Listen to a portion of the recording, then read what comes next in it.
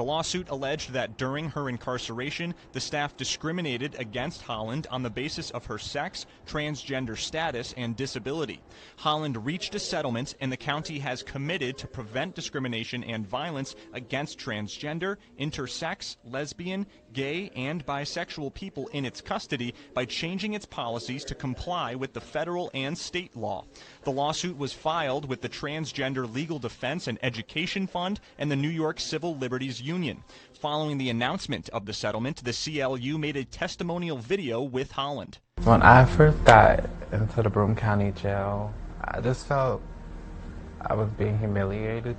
I was a laughing stock there because I was being discriminated because of me being a trans woman. So that put me at a high risk of harassment, and I'm a woman, and I was being housed with grown men. Under the settlement, Broome County says in the jail it will now house people consistent with their gender identity, conduct searches with the gender of the officer that the inmate feels safest around, ensure that the staff respects a person's identity, including name and pronoun usage, ensure access to clothing, toiletry items, and medication are free from discrimination and consistent with a person's gender identity.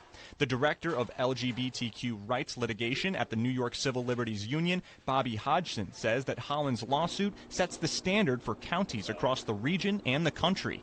We're really hopeful that jails in the region and around the state can start to see that it's really important to have a policy in place, and that policy covers these, very basic but unfortunately all too common ways in which transgender people are often treated unlawfully. And in a way that threatens their safety. Holland will be compensated with $160,000, and the policy should be in place now.